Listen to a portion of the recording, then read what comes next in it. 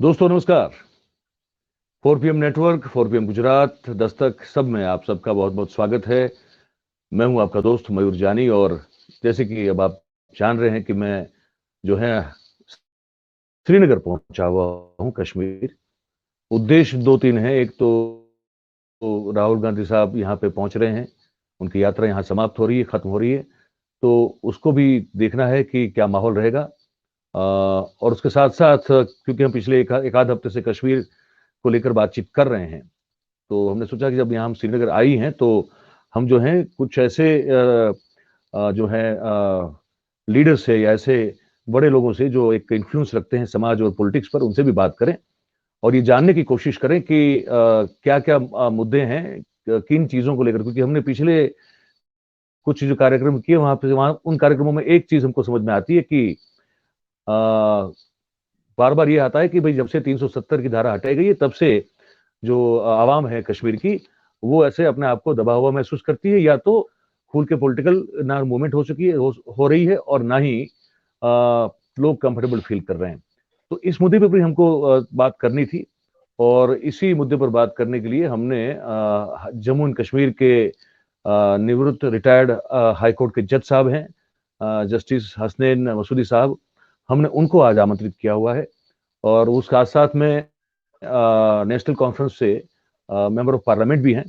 तो मैं आपका बहुत बहुत स्वागत करता हूं मसूदी साहब, और आपका बहुत बहुत शुक्रिया अदा करता हूं कि आपने आज समय निकाला। क्योंकि मुझे पता है कि आपको इस समय हमारे साथ जुड़ने में जो एक मशक्कत का सामना करना पड़ा है, वो आपने एक तकलीफ ली है। तो बहुत बहुत शुक्रिया हमारे व्यूअर्स की तरफ से भी मैं कहना चाहूंगा और हमारी ओर से भी कहना चाहूंगा। तो सर, मैं अभी एक ही दिन हुआ है मैं यहाँ पे आया हूँ, पर श्रीनगर में, और मैं इससे पहले जो है लगातार 3-4 कार्यक्रम जो है अब मेरे शो में कश्मीर को लेकर, जब से ये यात्रा शुरू हुई है, मैं अलग अलग मुद्दों पर बात कर रहा हूँ। जमीन से जुड़े कुछ जो जर्नलिस्ट हैं उनसे बात कर रहा हूँ, पॉलिटिकल जो नुमाइंदे हैं उनसे भी बात कर रहा हूँ, और कश्मीरी पंडित से भी हम जो है हमने बात की।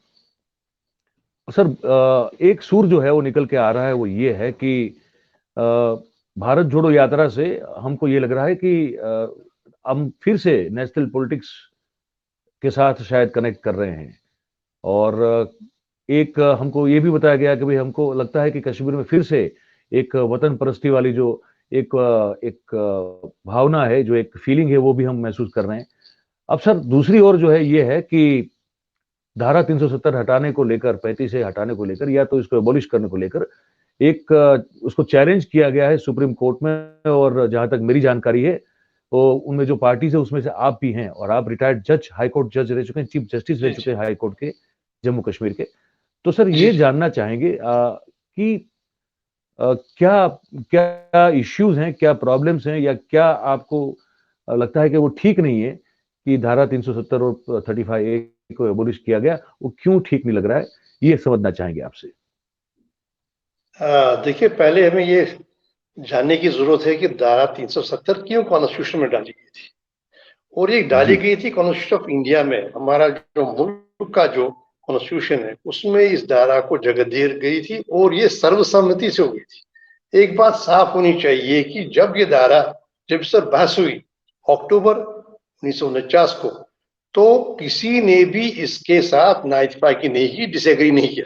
कोई वोट डिसेंट में नहीं पड़ा, कोई वोट, कोई अमेंडमेंट नहीं प्रपोज की गई, जिसके बारे में आज कहा जाता है कि उसके सपनों का, उनका ये सपना था, उसका ये सपना था, मुख्तलिफ नाम लिए जाते हैं, लेकिन वो सभी लोग कॉन्स्टिट्यूंट असेंबली के मेंबर थे, और बल्कि कुछ लोग उनमें से काबीना में भी शामिल थे, और हर एक ने सर्वसम्मति से ये धारा जो है ये शामिल की कॉन्स्टिट्यूशन में।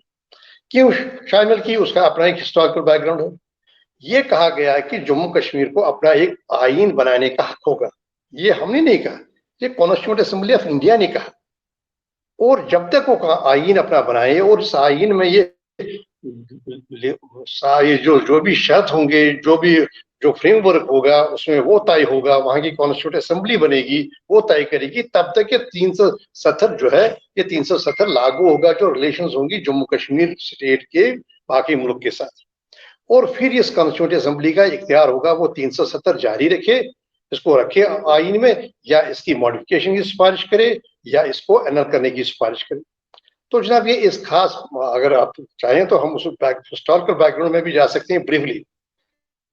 देखिए जी जो बिल्कुल बाकी बिल्कुल। सारे जो प्रिंसली स्टेट्स थे बगैर किसी दिक्कत के हर एक शामिल हो गया, या एक जो नए इमर्ज हो गए थे, जो पाकिस्तान और जो हमारे जब इंडिया हम कहते हैं या भारत कहते हैं, तो उन्होंने अपने फैसले लिए थे। कई जगह दिक्कत नहीं हुई थी, सिर्फ 3 जगह दिक्कत हुई थी, जो तो एक जगह उसमें थी जम्मू कश्मीर की। जम्मू कश्मीर की खास मामला था, जम्मू कश्मीर में 70% 70% मुसलमान रहते थे, और 30% के करीब या 30% से थोड़ा ज्यादा जो नॉन मुस्लिम थे, या जो हमारे हिंदू भाई थे, जो हमारे कश्मीर में पंडित थे और बौद्ध थे, वो रहते थे। तो जो क्राइटेरिया बनाया गया था, तो जाना तो ऐसा माना गया था, तो ये तो इसमें कोई डिफिकल्टी नहीं होगी, शामिल हो जाएगी किसी और डोमेन में। लेकिन जो यहाँ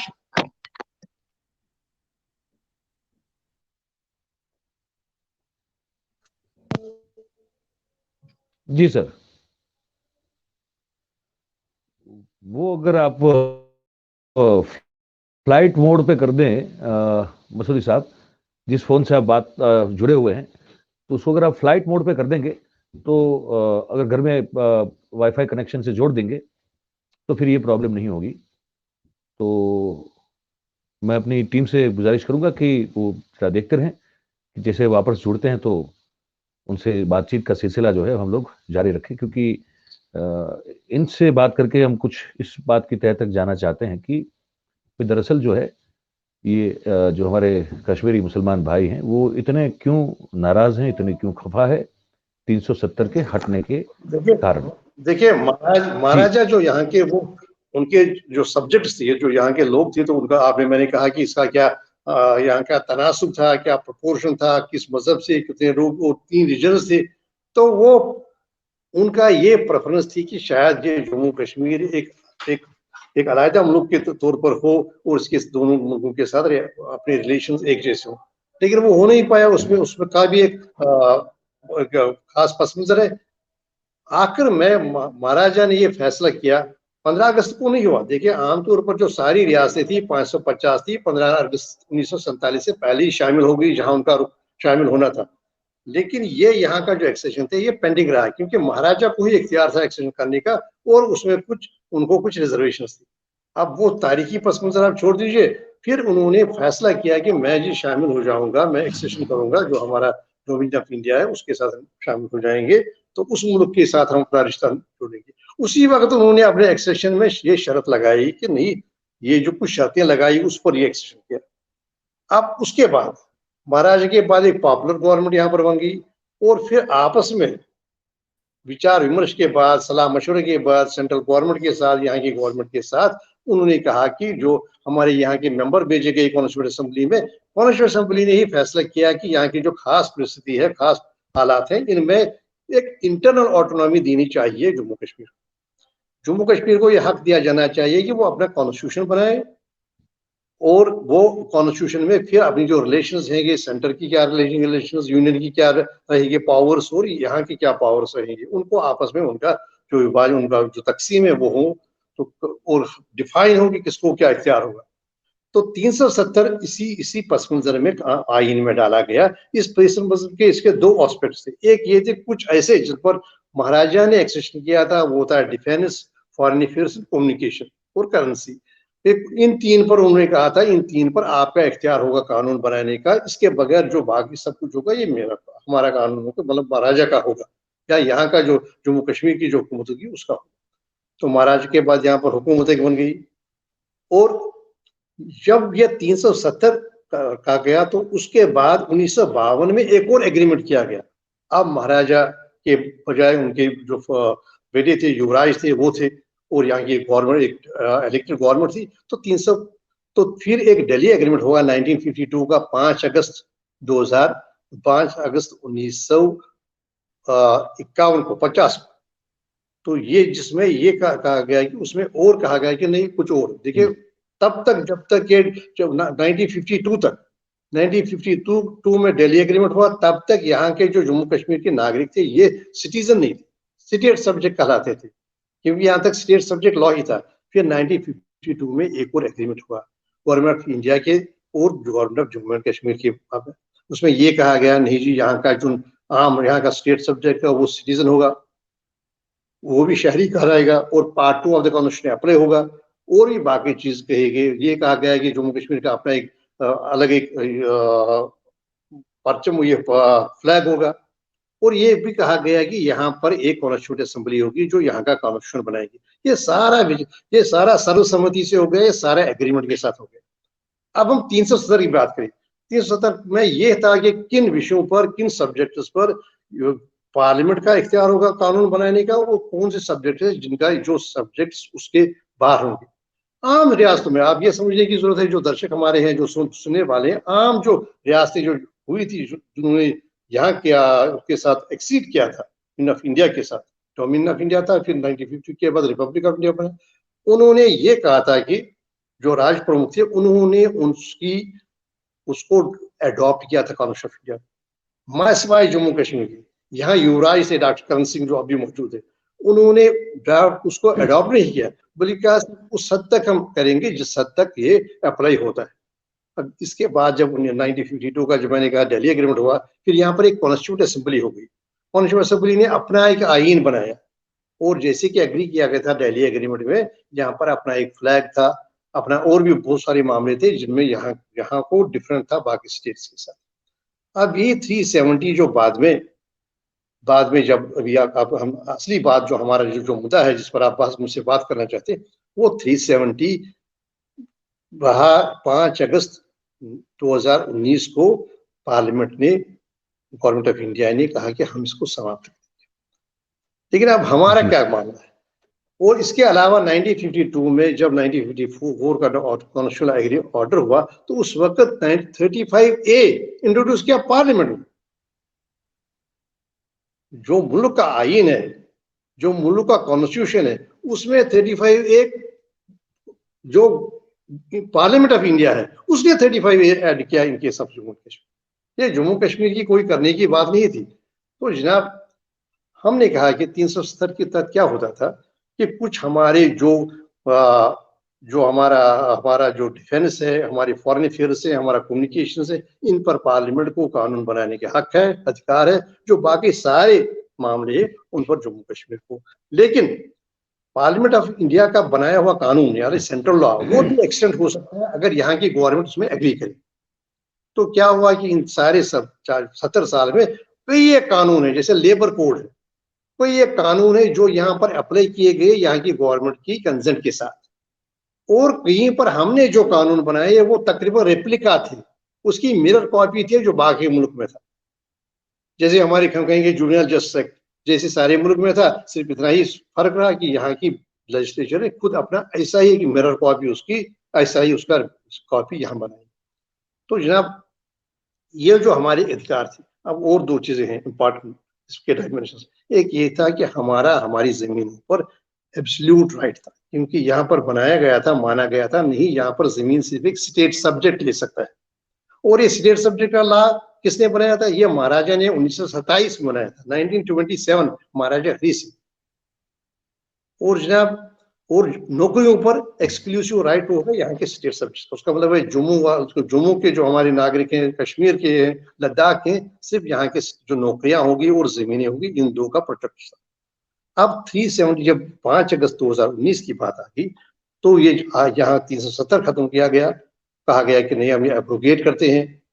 तो और उसके साथ ये जो उसके बाद में as a consequence of that, तो उसके नतीजे में ये सारे कानून बनाए गए जिससे हमसे छीना गया हमारी जमीन का भी हक, और कहा गया कि अब कोई और भी जमीन ले सकता है।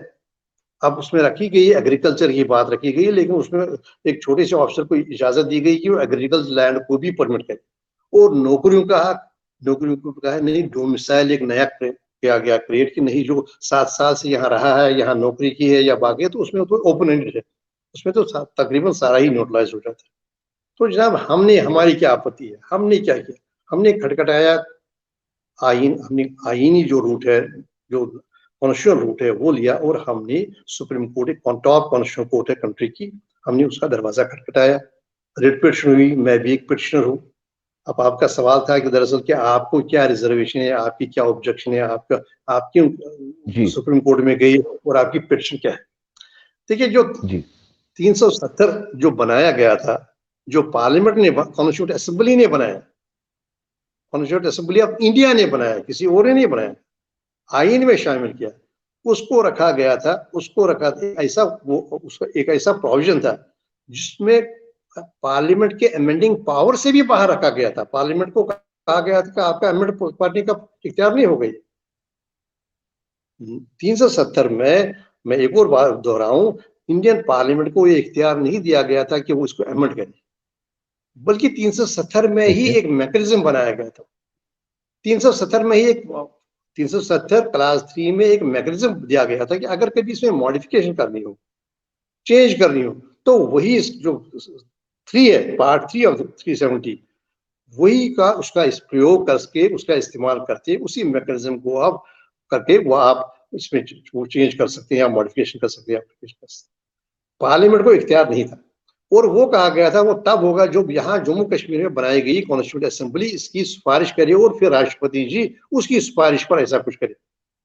तो जनाब यहाँ जो पार्लियामेंट ने किया 5 अगस्त को, वो 5 अगस्त को पार्लियामेंट ने उस मैकेनिज्म को दरकिनार करके, उस मैकेनिज्म को इग्नोर करके, वो जो 370 है वो 370 खत्म किया। वो कैसे किया? क्योंकि एक मैकेनिज्म क्या था, मैकेनिज्म था कि यहाँ की कॉन्स्टिट्यूंट असेंबली रिकमेंड करेगी प्रेसिडेंट को वो कोई भी मॉडिफिकेशन या एब्रोगेशन या कोई चेंज, अगर यहाँ रिकमेंड की गई तो फिर प्रेसिडेंट देने का इख्तियार होगा। लेकिन कॉन्स्टिट्यूंट असेंबली है ही नहीं, वो तो कॉन्स्टिट्यूंट असेंबली 1957 में खत्म हो गई। तो कॉन्स्टिट्यूंट असेंबली जब उसका खत्म हो गया, कंक्लूजन हो गया, उनका लास्ट जो होता सेशन वो हुआ, तो कॉन्स्टिट्यूंट असेंबली ने मुनासिब ये समझा कि नहीं, हम 370 को बदस्तूर रखें। और वो मुल्क के हित में भी था, क्योंकि 370 एक देता था, एक डोर ओपन करता था इंट्रोडक्शन ऑफ सेंट्रल लॉज के लिए।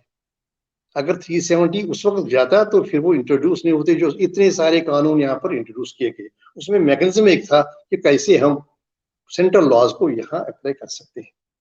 तो जनाब, एक तो ये था कि वो कॉन्स्टिट्यूंट असेंबली करेगी रिकमेंडेशन। तो इन्होंने क्या किया, इन्होंने कहा कि हम 367 का सहारा लेंगे। सर, 367 एक इंटरप्रिटेशन क्लास है हमारे कॉन्स्टिट्यूशन ऑफ इंडिया में। वो इंटरप्रेट करता है कि किसी चीज का जो मतलब जानना हो, उसका जो जो उसका उसका का मीनिंग क्या है, वो जानने के लिए 367 के लिए हम इंटरप्रिटेशन करते हैं। वो एक इंटरप्रिटेशन क्लास है। जो कानून, जो आइन का कोई जी भी मद है, कोई भी प्रोविजन है, कोई भी पार्ट है, तो उसको इंटरप्रेट करने के लिए हम 367 का सहारा लेते हैं। तो इन्होंने 367 को यूज किया to make substantive changes in the constitution, जो किया नहीं जा सकता। इंटरप्रिटेशन में ये कहते हैं कि फॉर एग्जाम्पल हम कहेंगे एक इलस्ट्रेशन के जरिए इन्होंने कहा कि नहीं, जो यहाँ की असेंबली है वो माना जाएगा वो कॉन्स्टिट्यूंट असेंबली। जम्मू कश्मीर की जो असेंबली अच्छा है, अगर वो जो असेंबली रिकमेंड करेगी वो माना जाएगा constituent assembly in class in 373 will include the legislative assembly. वो हो नहीं सकता, क्योंकि आप सब्सटेंटिव चेंज नहीं कर सकते। एक तो ये आपत्ति है हमारी, ये तो लीगल, एक हमारा जो लीगल एक पुली है वो ये है। तो दूसरा जनाब ये किया कि अब लेजिस्लेटिव असेंबली भी सेशन में नहीं थी। कहा कि नहीं, चूंकि लेजिस्लेचर यहाँ पर नहीं है, यहाँ पर प्रेसिडेंशियल रूल है, यहाँ के गवर्नर को माना जाएगा लेजिस्लेचर और वो रिकमेंड करेगा। अब जनाब, एक प्रेसिडेंशियल रूल में अगर कोई गवर्नर होगा तो ये एक ट्रांजिटरी पीरियड होता है, एक प्रोविजनल पीरियड होता है। इस गवर्नर को कोई इख्तियार नहीं होता है कि वो कोई बड़ी फैसले ले। ये तो एक चलाना होता है, शासन चलाने के लिए 356 का इस्तेमाल किया जाता है, क्योंकि 356 में लिखा हुआ है प्रोविजन में कि भाई अगर गवर्नर कुछ कोई काम करेगा तो जब यहाँ की असेंबली बनेगी वो 6 महीने में उसको मनसूख कर सकती है, क्योंकि ये एक एक्स्ट्राऑर्डिनरी सिचुएशन है। गवर्नर का एक एक्स्ट्राऑर्डिनरी पावर है जो सीमित है, जो वक्त के हिसाब से सीमित है। तो इन्होंने क्या किया, 367 के तहत कॉन्स्टिट्यूंट असेंबली मानी जाएगी जैसे कि असेंबली है, और असेंबली ने असेंबली मानी जाएगी यहाँ का गवर्नर है। So it was all that whatever mechanism was evolved in the constitution, the safeguards तो उनको बिल्कुल रोंदा गया, ये आईन रोंद के किया गया। ये तो एक हिस्सा हुआ। दूसरा ये हिस्सा हुआ जनाब, जो आर्टिकल 3 है। सर एक सवाल मेरे सर एक सवाल बीच में मैं आपको रोक रहा हूँ, माफ कीजिएगा। मैं इसलिए रोक रहा हूँ नहीं क्योंकि एक ये फर्क समझाना जो है, जो व्यूअर्स हैं हमारे, उनके लिए फर्क समझाना बहुत जरूरी है कि कॉन्स्टिट्यूट असेंबली और जो स्टेट असेंबली, उसमें फर्क क्या है, क्योंकि ये समझ पाएंगे जो आप कहना जी चाहते जी हैं, जी जो खत्म देखिए, होगी तो। जी जैसे जी। हम नहीं जैसे हमारी मुल्क की है कॉन्स्टिट्यूट असेंबली थी, वो कॉन्स्टिट्यूट असेंबली जी हो गई। आपको आप जानते हैं कि 20 जनवरी को 19 नवंबर 1949 को कॉन्स्टिट्यूशन में डिबेट करके कॉन्स्टिट्यूट असेंबली का पावर ये होता है कि वो मुल्क के लिए कॉन्स्टिट्यूशन बनाती है, पार्लियामेंट नहीं जी बना सकती है कॉन्स्टिट्यूशन। ये कॉन्स्टिट्यूट असेंबली को हम कहते हैं लीगल लैंग्वेज में, इसका कॉन्स्टिट्यूट पावर होता है, जी पार्लियामेंट का सिर्फ लेजिस्लेटिव पावर है। ये एक अलग चीज है। जी कॉन्स्टिट्यूट असेंबली जो है वो जो भी हमारा दिशा है, हमारा डायरेक्शन है, कैसे मूल मंत्र क्या है, हमारी क्या, हम कैसा मुल्क बनाना चाहते हैं, कैसी पॉलिटी बनाना चाहते हैं, उसमें राइट्स क्या होंगे। जैसे हमारा प्रेम्बल है, वो प्रेम्बल कॉन्स्टिट्यूट असेंबली ने डिसाइड किया हुआ, जिसमें बाबा साहब अम्बेडकर थे। आप ये कॉन्स्टिट्यूट असेंबली और लेजिस्लेटिव असेंबली के दो अलग अलग अधिकार। कॉन्स्टिट्यूट असेंबली मुल्क के लिए जी कॉन्स्टिट्यूशन बनाती है, जो दिशा दिखाता है मुल्क को हमें क्या करना है, what kind of country we want to make, हम कैसा मुल्क बनाना चाहते हैं, क्या ये सेकुलर होगा, सोशलिस्ट होगा, डेमोक्रेटिक होगा, रिपब्लिक होगा। ये तो कॉन्स्टिट्यूट असेंबली का कॉन्स्टिट्यूट पावर। जो लेजिस्लेटिव असेंबली होती है या जी बिल्कुल। पार्लियामेंट, वो भी लेजिस्लेटिव, उसका पावर होता है। ये उसका सिर्फ लेजिस्लेटिव पावर। देखिए, ये जो पार्लियामेंट है, आज जैसे हमने बेसिक स्ट्रक्चर कंसेप्ट है, हमने कहा कि कॉन्स्टिट्यूट असेंबली ने जब ये कॉन्स्टिट्यूशन हमारा बनाया, संविधान हमारा बनाया हमारे मुल्क का, तो उन्होंने इसमें इसके जो फंडामेंटल जो प्रिंसिपल्स है, जो बेसिक स्ट्रक्चर है, वो ले डाउन किया है। वो कोई पार्लियामेंट भी नहीं, कोई कोर्ट भी नहीं वो चेंज कर सकते। जैसे सारा मुल्क, अगर सारी पार्लियामेंट हो इस वक्त, सारा का सारा एक ही पार्टी को, वो पार्टी भी यहाँ का फेडरलिज्म, जैसे हम कहते हैं India is a union of states, we have a federal structure. वो चाहे भी, लेकिन वो नहीं कर सकते क्योंकि कॉन्स्टिट्यूशन असेंबली का बनाया हुआ है। ये तो मूल मंत्र है इनका, ये तो फंडामेंटल वैल्यू है। ये फंडामेंटल वैल्यू या बेसिक स्टैंडर्ड्स को सुप्रीम कोर्ट ने कहा ये चेंज नहीं कर सकती है पार्लियामेंट या कोई legislative authority. Constituent assembly constituent power is a much superior power than the legislative power. जो दर्शक हमारे हैं, जो सुनने वाले हमारे हैं, वो ये समझेंगे कि कॉन्स्टिट्यूट असेंबली है वो एक बार बनी है, उसने बनाया है, पूरा खाका बनाया, ये मुल्क कैसे चलेगा, क्या होगा, यहाँ गवर्नर होगा, यहाँ स्टेट होगी, या लेजिस्लेचर होगा, ये स्टेट लिस्ट होगा, या कंकरेंट लिस्ट होगा, या यूनियन लिस्ट होगा। ये उसी का अधिकार था, हम नहीं उसमें चेंज कर सकते। तो उसमें जो बेसिक स्ट्रक्चर है वो हम नहीं चेंज कर सकते। तो जनाब इसी तरह हमने उन्होंने जो कॉन्स्टिट्यूशन जो 373 में लिखा था, यहाँ की असेंबली ने नहीं, मैंने नहीं, किसी राजा ने नहीं, यहाँ का जो प्रमुख था उसने नहीं, बल्कि इंडिया की कॉन्स्टिट्यूशन असेंबली ने कहा था जम्मू कश्मीर में 370 जो है, ये 370 अमेंडिंग पावर से बाहर होगा पार्लियामेंट के। और दूसरी बात है, अगर इसमें कभी संशोधन करना हो, मॉडिफिकेशन करनी हो, तो इसमें कॉन्स्टिट्यूट असेंबली के सिफारिश पर प्रेसिडेंट कर सकते हैं, पार्लियामेंट को नहीं रखा गया। तो अब ये कॉन्स्टिट्यूट असेंबली इन्होंने आर्टिकल 367 के तहत इंटरप्रिटेशन कर, जैसे कहा कि एक ऊंट इंक्लूड करेगा एक बकरी। इंटरप्रिटेशन में कहा गया अगर एक हाथी है या केमल है, ये इंक्लूड करेगा अगर कोई गोट है। और फिर उस पर या और फिर उस जानवर पर सारा बोझ डाला गया जो केमल ले सकता है। जैसे कहा ठीक गया है। कि सेब जो एप्पल है, ये इंक्लूड करेगा, जो कोई और चीज है, ये इंक्लूड करेगा पोटैटो। तो इंटरप्रिटेशन क्लास में आप किसी प्रोविजन को इंटरप्रेट करते हैं, आप ये इंटरप्रेट, आप इसको सब्स्टेंटिव चेंज करने के लिए इस्तेमाल नहीं कर सकते। आप ये नहीं कर सकते हैं कि नहीं ये कॉन्स्टिट्यूट असेंबली इंक्लूड करेगा स्टेट। ये कोई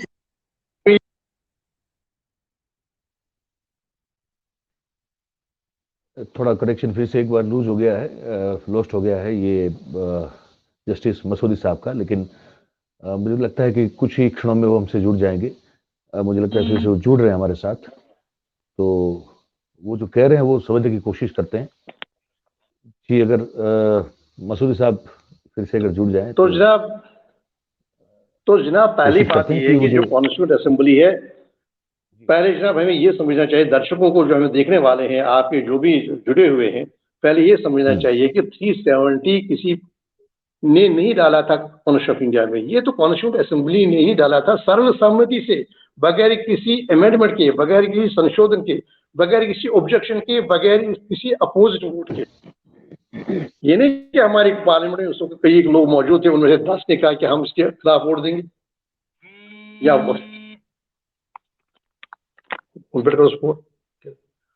पेपर। तो ये पहली बात है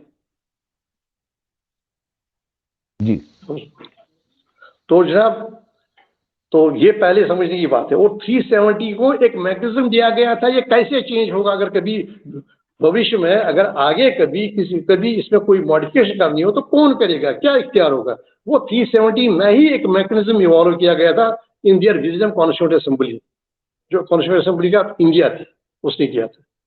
तो जनाब, और ये कहा गया था, ये और समझने की बात है, इसको बियॉन्ड अमेंडिंग पावर रखा गया था पार्लियामेंट का भी। आप मुझे कहिएगा, ये कह के कहा गया कि ये टेम्पोररी प्रोविजन। अरे भाई, टेम्पोररी प्रोविजन अगर होता, जिस प्रोविजन को आप अमेंडिंग पावर से भी बाहर रखते, अगर ये ऐसे अमेंड किया जाता तो पार्लियामेंट कॉन्स्टिट्यूंट असेंबली साफ तौर पर कह सकती 370 को अमेंडिंग पावर से बाहर नहीं रख सकती, लेकिन उन्होंने 370 को अमेंडिंग पावर से भी बाहर रखा। पार्लियामेंट को कहा नहीं, आप अमेंड नहीं कर सकते, इसका एक मैकेनिज्म होगा। और वो मैकेनिज्म आप अगर यूज करेंगे तो उस मैकेनिज्म को यूज करके आप इसमें मॉडिफिकेशन है, अमेंडमेंट कर सकते हैं। जनाब, ये तो स्पष्ट है, बिल्कुल साफ है। ये क्लास 3 है, ये कॉन्स्टिट्यूंट असेंबली, ये एक बात।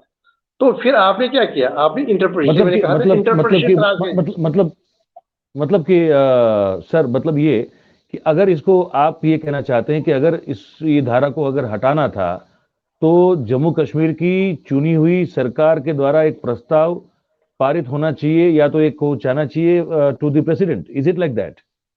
नहीं, बात ये कि देखिए, क्योंकि वो तो लेजिस्लेटिव असेंबली है जम्मू कश्मीर की जो चुनी हुई सरकार होगी। सर ये ना सर 370 वाज इनकॉर्पोरेटेड, ये बन गया कॉन्स्टिट्यूशन का हिस्सा, ये बन गया 26 जनवरी 1950।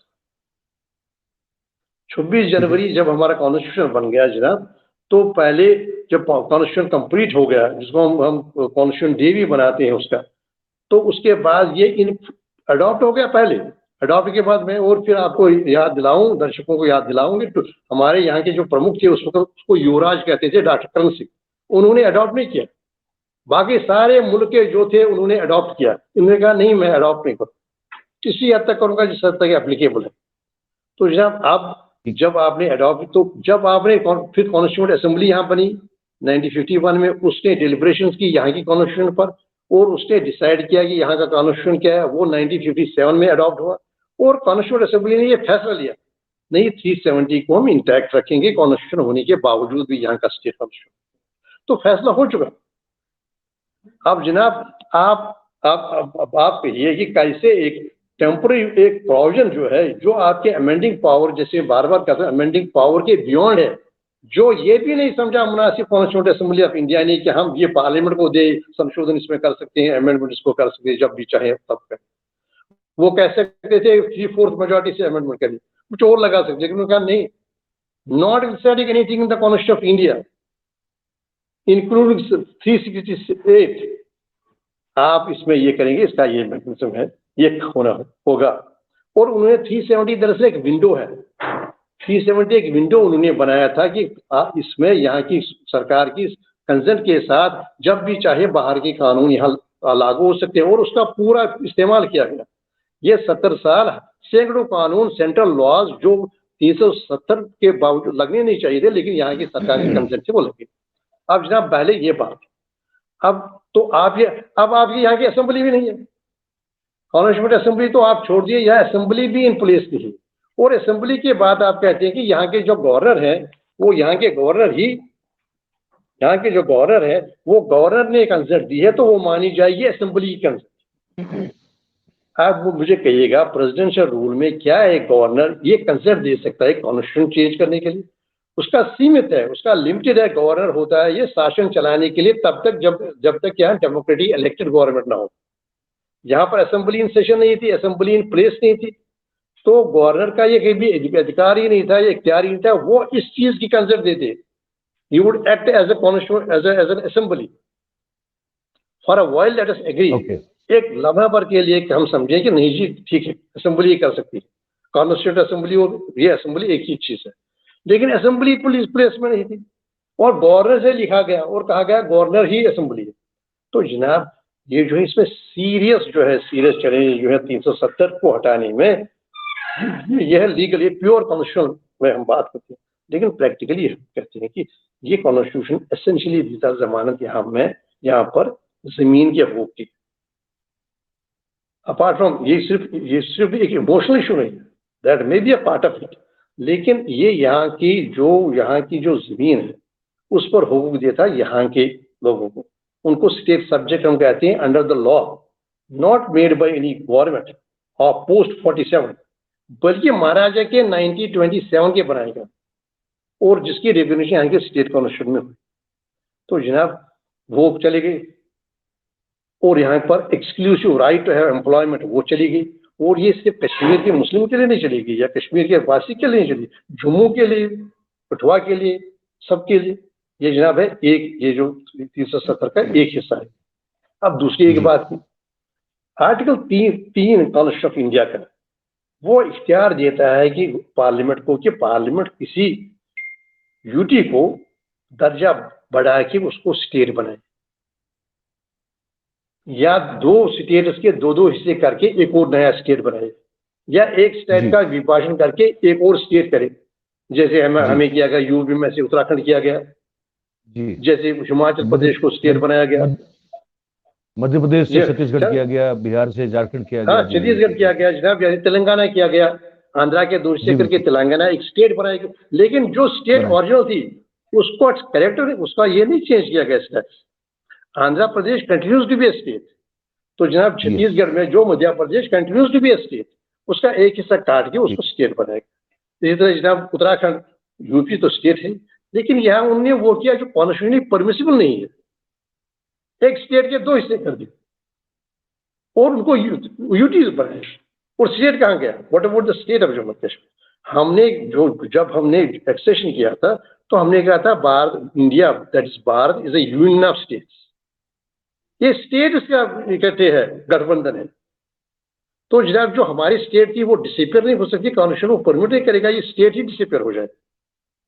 आप अगर होता, आप ऐसा कर सकते थे, इस स्टेट में से एक हिस्सा आप कहते हैं ये यूनियन टेरिटरी है या ये एक और स्टेट है, लेकिन स्टेट कहाँ गई? जम्मू कश्मीर।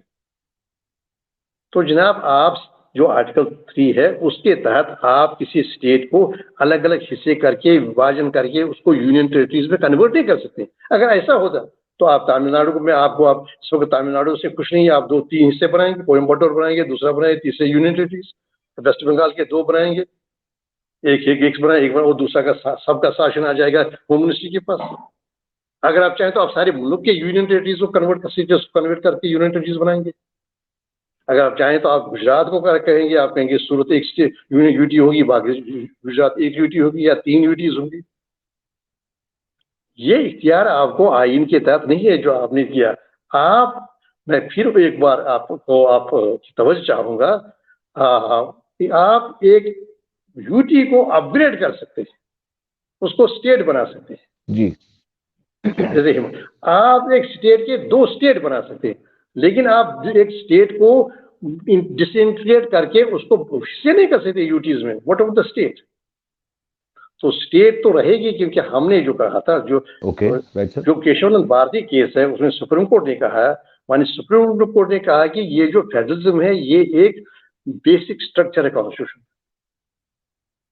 हम ये नहीं कहेंगे पार्लियामेंट चाहिए, वो कहेंगे हम सारे स्टेट्स को डिसॉल्व करते हैं और एक यूनियन बनाएंगे, यूनियन ऑफ इंडिया के बजाय हम कहते हैं यूनिटी फॉर्म ऑफ गवर्नमेंट, क्योंकि वो मूल मंत्र के खिलाफ, बेसिक स्ट्रक्चर के अगेंस्ट होगा, विरुद्ध होगा।